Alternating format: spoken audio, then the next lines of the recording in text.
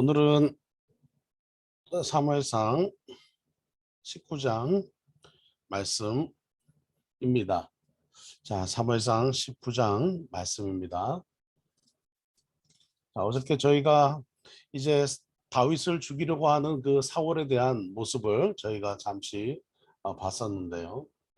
참 어떻게 보면은 정신의학적으로 보면 이 사울의 상태가 어떤 상태일까요? 어, 뭐 목사님 아침부터 정신의학적인 얘기를 하십니까? 왜냐하면 사울이 너무 이렇게 왔다 갔다 갔다 왔다 이런 모습 보이지 않습니까? 뭔가 비정상이라도 너무 비정상인 그런 모습 보이고 있어서 이 사울의 모습에서 나타나는 우울증 같기도 하고요. 그죠? 우울증 같기도 하고 또 하여튼 좀 공황장애 같기도 하고 네. 이 사울 때문에 다른 사람이 공황장애가 올 것 같습니다. 왜 이렇게 사울은 정말 그의 삶에서 어 뭐랄까 이렇게 신실하게 살지 못하고 참 왜 이렇게 자기를 그렇게 방어하고 또 자기 방어가 굉장히 강하고 또 열등감에다가 또 혼자서 이렇게 두려워하죠.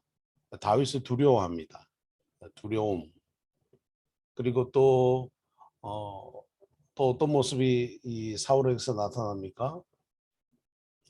또 부끄러워하기도 하고요. 또 다른 사람의 시선을 굉장히 신경을 쓰죠. 타인의 에, 타인이 타인의 평가에 자기를 신경을 쓰죠. 다윗은 만만이고 사울은 천천히다 할 때 이 사울이 굉장히 화가 납니다. 또 반대로 어떤 이 사울 안에서 나타나는 심리적인 모습 우리가 볼 수 있을까요? 또 그 안에서는 또 분노가 있죠. 화가 있습니다. 그리고 다윗을 죽이려고 하죠. 다윗을 죽일 뿐만 아니라 자기 아들 요나단도 창을 던져 죽이려고 합니다. 근데 너무 이제 그냥 갈 때까지 가는 거죠. 그 다음에 절제가 없어요. 그죠? 절제와 또 통제가 안 돼요. 통제가 안 됩니다. 그런 기능이 안 됩니다. 그냥 막무가내죠. 자기가 하고 싶은 대로, 자기가 원하는 대로. 그러니까 한가 어, 다른 사람과의 그 약속도 어기고, 약속도 지키지 않습니다. 뭔가 이렇게 신실함이 없죠. 신실함이 없습니다. 자, 이런 내용들을 보면 사울만 이런 게 아닌 것 같아요. 저도 저의 삶에 이런 사울의 모습이 있지 않을까. 또 우리의 삶에서 이런 이 사무엘상을 공부하면서 이 사무엘서를 공부할 때 우리는 항상 그런 걸 생각해야 됩니다. 여기에 등장하는 세 사람, 사무엘과 또 사울과 또 다윗, 이 모든 것이 이 사람들의 성향들이 우리 안에 있다는 거죠.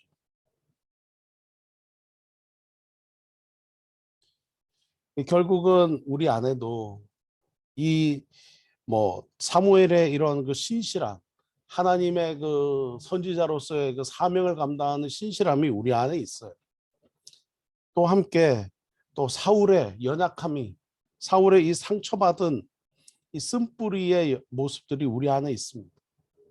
그리고 또 다윗 안에 있는 하나님을 향한 하나님 앞에 마음이 합한 그런 다윗의 모습이 있으면서도 또 함께 자기의 그 욕망을 위해서 사람을 살인하고 죽이는 그런 마음들이, 다윗의 그 마음들이 또 우리 안에도 있을 수 있다 하는 것입니다. 그래서 사무엘서를 우리가 볼 때는 항상 이 세 사람의 모습을 우리의 삶에서 대조를 해봐야 돼요. 비교를 해보고 이 세 사람을 우리의 삶에 뭔가 이렇게 안경을 쓴 것처럼 사무엘서라는 안경을 쓰고 우리 자신을 바라봐야 합니다. 그리고 우리 안에서 버려야 하는 모습들, 우리 안에 남아있는 사울의 연약함, 다윗의 연약함, 이런 모습들을 우리는 버리고 우리 안에서 다시 한 번 더 채워야 될 것은 십자가의 예수 그리스도의 이 모습을 우리 삶 속에 채워가는 것이 바로 이 사무엘서를 공부하는 우리에게 하나님이 원하시는 2022년에 하나님의 원하시는 말씀이 아니겠는가, 그런 생각을 해봅니다. 자, 사울이 다윗을 죽이려고 이제 19장 1절에 7절 보면 합니다. 죽이지 못하죠. 2차 시도를 10절에서 합니다. 다윗이 이렇게 자기가 악령으로 시달릴 때 자기에게 와서 수금을 타고 있는 다윗을 또 죽이려고 합니다. 어떻게 해요? 창을 2번 던집니다. 창을 1번 던지니까 피합니다. 다시 또 창을 들어서 또 던집니다. 이제 11절에서 17절에는 이제 다윗이 미갈의 도움으로 창문에서 탈출을 하게 됩니다. 참 이 여인 미갈이 등장을 하는데요. 우리가 이 앞절에서 우리가 깊이 살펴보지 않았죠. 네, 그 다윗이 그 사울의 딸 미갈과 결혼을 하게 됩니다. 원래는 큰 딸 메랍을 준다고 했는데 준다고 했던 때가 되자 이 메랍을 다른 사람에게 시집을 보내버려요. 다윗이 상처받죠. 그러자 이 사울의 딸 중에 미갈이라고 하는 딸이 이제 다윗을 사랑합니다. 그래서 이 딸을 이제 다윗에게 주겠다라고 얘기합니다. 그러면서 다윗에게 블레셋 사람의 표피를 몇 개를 갖고 오라냐고 하냐면 100명분의 사람 가죽을 갖고 오라고 얘기합니다. 뭐 잔인합니다. 아침부터. 네, 아침부터 좀 잔인합니다. 그렇게 얘기를 하자 이 다윗이 전쟁을 가요. 그리고는 100개가 아니라 200개를 가지고 옵니다.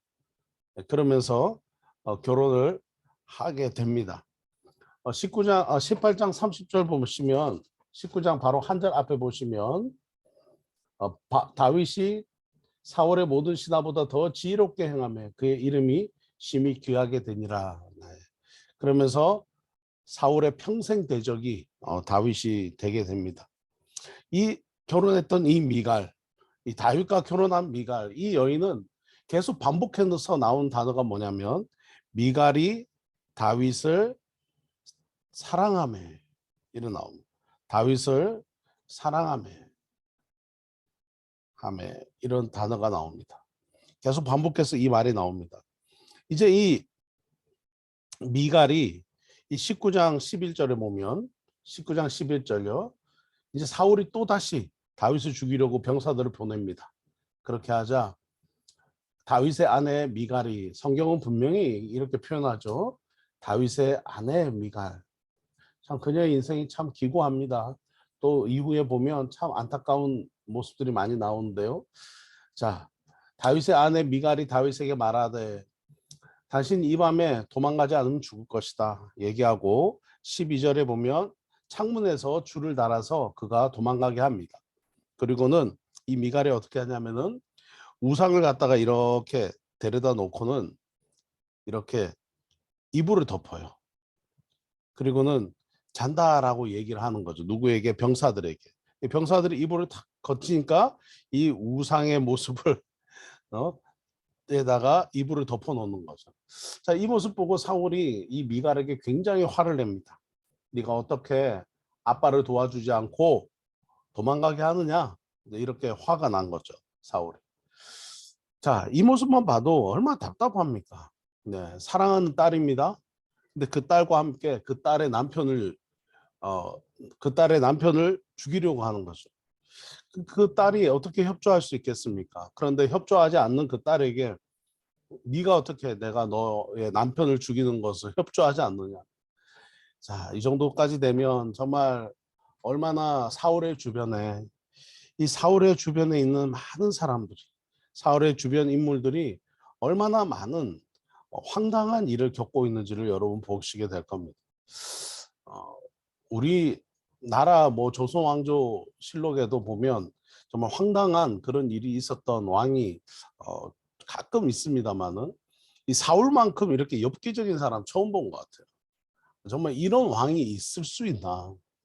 어떻게 이스라엘에 이런 왕이 있을 수 있지 하는 생각이 들 만큼, 게다가 이 왕은 초대 왕입니다. 첫 번째 왕입니다. 근데 이 첫 번째 왕이, 초대 왕이 이런 모습을 어떻게 볼 수 있을까? 정말 황당하고 당황스럽습니다. 그죠? 자, 이런 모습이 이 주변 인물들에게 많은 상처와 아픔만 주는 거예요. 자기의 일을 위해서, 자기의 바운다리를 위해서, 자기를 위해서라면 가족도 필요 없는 거예요. 가족 필요 없어요. 네, 자기에게 유익이 되는 일, 자기의 신변에 중요한 일에 대해서는 뭐 친구도, 그 다음에 법도, 선지자도, 제사장도, 뭐 아무도, 네, 그냥 그냥 자기만 생각하는 거죠. 어떻게 보면은 머리가 나쁜 것 같아요. 미련한 것 같아요. 네, 미련하다. 네. 자, 이제 다윗이 도망을 갑니다. 어디로 하필 도망가냐면은 라마로 갑니다. 라마에는 누가 있습니까? 사무엘이 있죠. 사무엘이 다윗을 만납니다. 이 말씀 보면 참 재밌는 말씀이요. 자, 18절입니다. 다윗이 도피하여 라마로 가서 사무엘에게로 나아가서 사울이 자기에게 행한 일을 다 전하고 이제 다 말한 거예요. 참 다윗이 그래도 털어놓을 곳이 하나 있었어요. 누구에게요? 사무엘에게. 사무엘에게는 털어놓은 거예요. 다 내가 이런 아픔이 있고, 내가 이런 억울함이 있고, 내가 이런 안타까움이 있고 하는 것을 다 이렇게 다윗이 사무엘에게 가서 털어놓았다 하는 것입니다. 자, 그렇게 하면서 18절 마지막 부분에 보면 다윗과 사무엘이 나요시라는 곳으로 가서 살았다라고 얘기합니다. 그러니까 라마에 가서 사무엘을 만나고 다윗이 사무엘과 나요시라는 곳으로 가서 이제 거기서 함께 거주하고 함께 동행합니다. 자, 여기서 이렇게 보면 이제 사울이 다윗을 잡으려고 다시 병사를 보냅니다. 그때 그 사무엘을 사울과 사무엘이 그때 서로 보게 되죠. 근데 우리가 앞서 읽었던 성경에서는 사울과 사무엘이 다시는 만나지 않았다라고 기록이 되지 않습니까? 근데 지금 여기 9절부터 보면 이제 사울이 나요스로 갑니다. 그리고 거기서 다윗도 보지만, 다윗을 잡으려고 가지만 사무엘을 거기서 만나요. 그러면 앞에 구절에서 얘기했던 다시는 만나지 않았다라고 얘기했는데 지금은 다시 얼굴을 본 거잖아요. 그러면 앞에 얘기했던 그 구절은 틀렸을까요? 자, 여기서 보면 사울과 사무엘의 그 이 만남이 어떤 만남이겠습니까? 인격적인 어떤 인격적인 어떤 그 교제가 있는 만남인가요? 그렇지 않다 하는 것입니다. 결과적으로 성경은 그들의 어떤 교류와 공감이 이미 여 앞에서부터 단절됐다라는 것을 얘기를 하고, 이 19절에서 사울과 사무엘의 이 만남은 인격적인 교류가 없는 그런 만남이었다 하는 것입니다. 그래서 그것을 만난 것으로 치지 않는 것이죠. 그것은 뭐 만난 것이 아니다 하는 거죠. 인격적인 교제가 없는 만남은 만남이 아니다. 사귐은 사귐이 아니다. 또 함께 사는 것, 거주하는 것도 아니다. 동행하는 것도 아니다. 우리도 참 함께 살고 있지만 인격적인 교제가 없으면 사실 그게 같이 사는 게 아니죠. 함께 산다라고 표현하기 어려운 거죠. 네. 성경은 분명히 그렇게 구분한다라는 것을 우리가 봅니다. 여기서 이제 사울이 예언을 합니다. 예언이라는 단어가 나오는데요. 20절입니다. 사울의 전령들에게 임하니 그들도 예언하니라. 21절입니다. 사울이 3번 전령들을 보냈더니 이 전령들이 어떻게 해요? 또 예언을 해왔다. 이렇게 얘기합니다. 그리고 23절에 보셔도 23절에서도 사울이 어떻게 해요? 라마나요에 이르기까지 걸어가면서 예언을 했다. 이렇게 얘기합니다. 자, 여기서 나오는 이 예언이라는 단어, 이 예언이라고 하는 단어에 대해서 우리가 한번 짚고 넘어가야 되겠다는 생각을 했습니다. 히브리 말로는 나비라고 말합니다. 나비, 네, 버터플라이, 네, 나비죠. 이것은 이제 히브리 말로 나비라고 하는 것이 예언인데요. 자, 이 예언은 성경에서 이 얘기하는 예언은 미래의 일을 얘기하는 것이 아닙니다. 미래에 어떤 일이 일어날 거야, 앞으로 어떤 일이 일어날 거야. 사실은 그런 것은 우리가 응답이라는 표현이 저는 참 좋다라는 생각이 됩니다. 하나님의 응답. 근데 예언은 성경에서의 예언은 그러나 타 종교에서의 예언은 어떤 거죠? 미래에서 일어나는 일들을 예언하는 거죠. 어, 동쪽으로 가지 마, 서쪽으로 가지 마, 물에 가까이 가지 마, 불에 가까이 가지 마, 화가 있을 거야. 물에 가까이 가지 마, 빠질 수도 있어. 뭐 이런 거죠. 그런 확률상의 일들을 가지고 타 종교에서는 뭐 이렇게 얘기를 하지만 주역이나 또 이런 공부를 하시는 분들은 인생의 그런 그 확률을 가지고 어떤 사람의 때와 시와 이런 것을 논하기도 합니다. 다 그것은 뭡니까? 통계와 확률이죠. 네. 그것을 뭐 어떤 그 악한 영의 어떤 그런 것을 통해서 예언하기 시작한다면 예언이다라고 말하기 시작한다면 그것은 주술이고 또 무속신앙이 될 것입니다. 자, 미래의 일을 예언하는 것이 아니라 여기서 지금 사울의 모습에서 나타나는 이 예언이라고 하는 것은 신령한 노래를 의미합니다. 그리고 영적인 황홀경을 얘기하는 것이에요. 그러니까 여기서 예언했다, 걸어가면서 예언했다 하는 거 앞으로 무슨 일이 있을까요? 앞으로 무슨 일이 있을까요? 이렇게 한 것이 아니라 걸어가면서 신령한 노래와 영적인 황홀경이 있었다 하는 것을 의미합니다. 그래서 이스라엘의 재미있는 속담이 이때 시작되는데요. 24절입니다. 24절. 사울도 선지자 중에 있느냐 이렇게 얘기한 거죠. 근데 그가 참 재미있는 것은 24절에 제가 한번 읽겠습니다. 그가 또 그의 옷을 벗고 사무엘 앞에서 예언을 하며 하루 밤낮을 벗은 몸으로 누워있더라. 그러므로 속담에 이르기를 사울도 선지자 중에 있느냐. 자, 그가 영적인 그런 황홀경 속에서 그가 옷을 벗고 있음에도 불구하고 그가 옷을 벗고 사무엘 앞에 있었다는 거죠. 사실은 여러분 왕이 벌거벗는다. 이것은 그냥 왕권을 포기한 것과 똑같아요. 네, 이런 왕은 백성이 원하는 왕이 아니죠. 왕이 벌거벗었다 하는 것은 있을 수가 없는 그런 일입니다. 어떻게 왕이 그렇게 벌거벗을 수가 있겠습니까? 그런데 이 성경에서는 그런 일이 일어났었다 하는 거죠. 자, 20장으로 가서요. 20장에 아름다운 이야기가 나옵니다. 요나단과 다윗의 그 아름다운 이야기.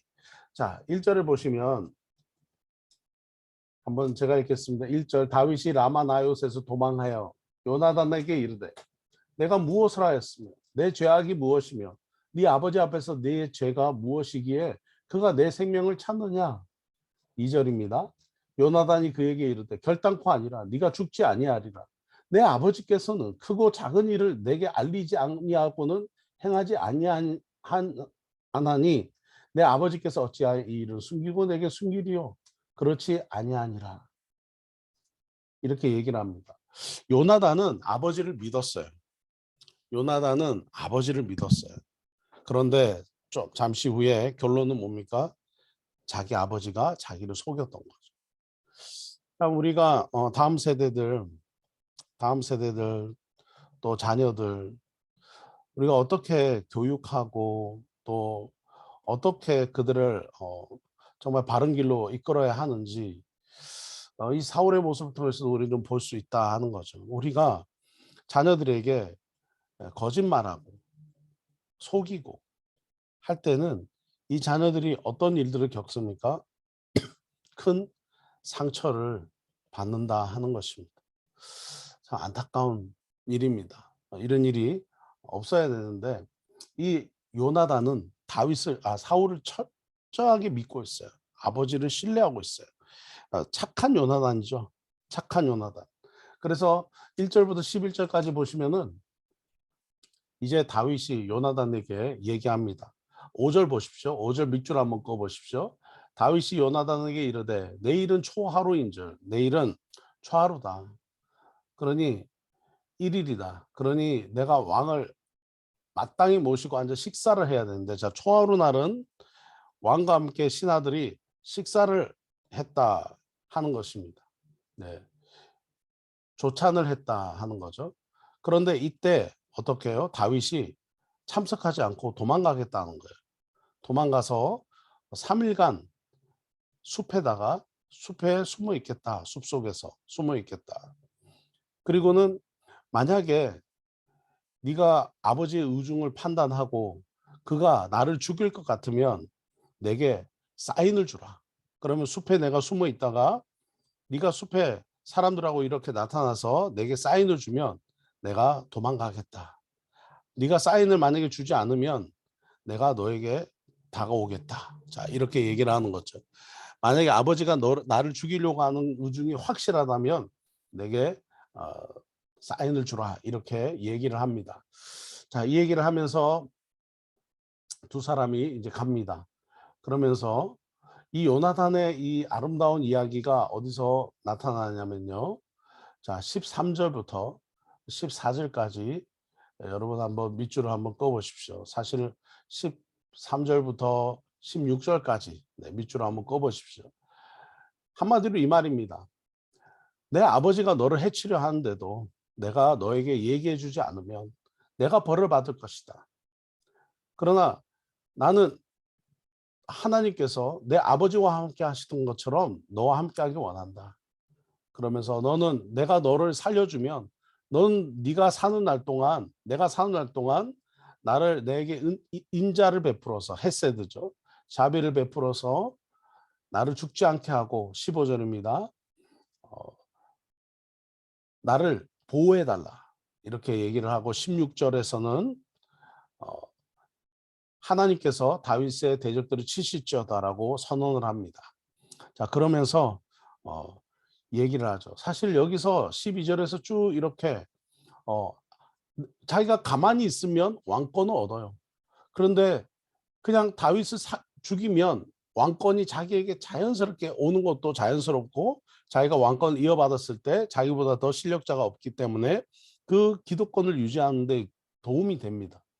그런데 이 요나단은 어떻게 합니까? 그 기득권을 유지하지 않고 포기한다 하는 거죠. 하나님의 이 순리를 요나단은 참 알았던 것 같아요. 참 요나단이라는 사람 참 매력적인 사람입니다. 정말 모든 것을 가지고 있지만 다 내려놓고 마치 성 프란체스코 참 성 프란체스코와처럼 그가 부자의 집에서 태어났지만 그는 하나님을 따르기 위해서 그의 모든 소유를 다 나눠줍니다. 그죠? 나누고 구제하고 그는 가장 가난한 삶을 그 스스로 선택합니다. 청빈하고 가난한 삶을 스스로 선택합니다. 그리고 자기가 가난하게 살고 청빈하게 살면 더 많은 사람들에게 구제할 수 있다라고 그는 생각하는 거죠. 기득권을 포기하는 것입니다. 이 요나단도 기득권을 포기했죠.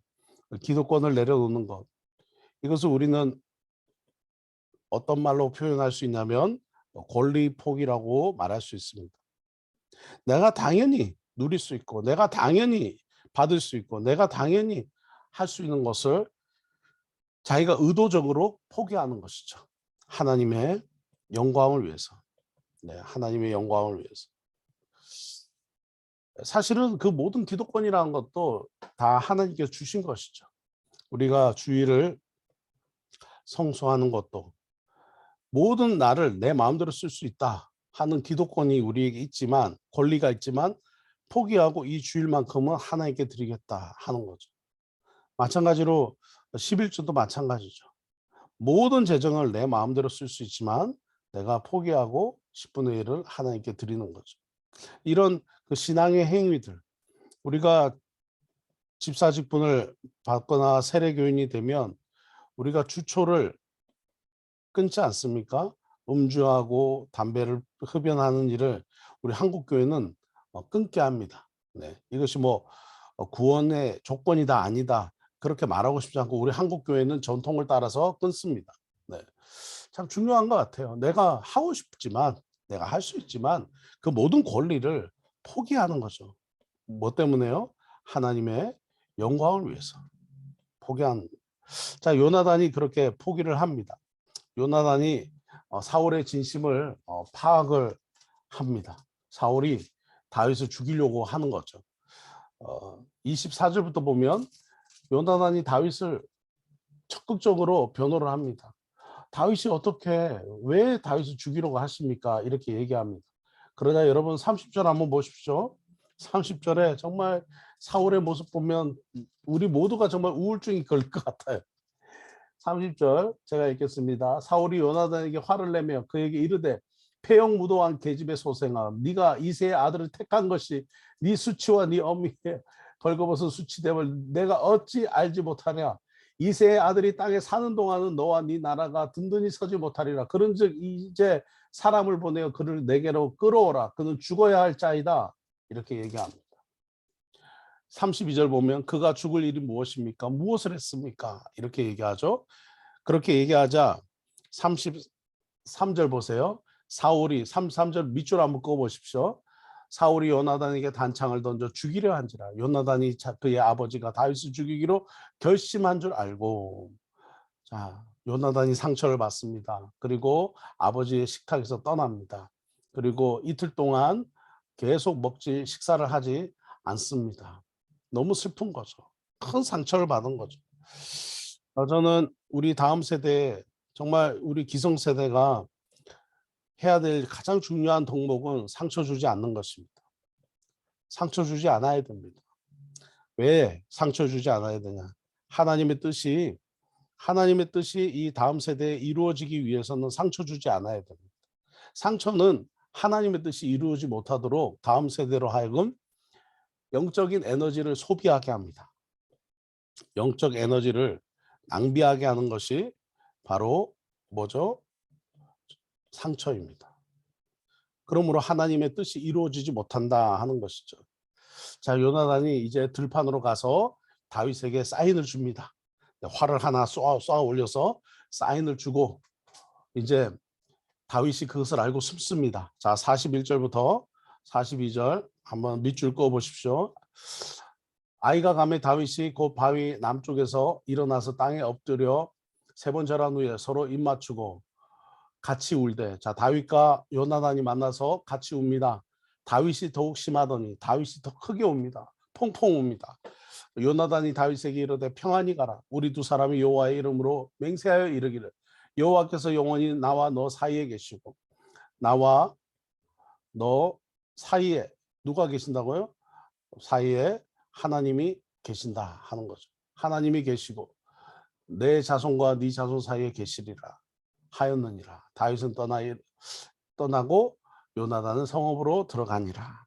이 아름다운 요나단과 다윗의 이야기를 보면서 우리도 또한 한번 기도합니다. 하나님, 저도 이런 아름다운 동역자, 이런 아름다운 친구가, 이런 아름다운 벗이, 믿음의 동역자들 함께 한 마음을 갖는 그런 동역자 벗이 있게 하여 주시옵소서.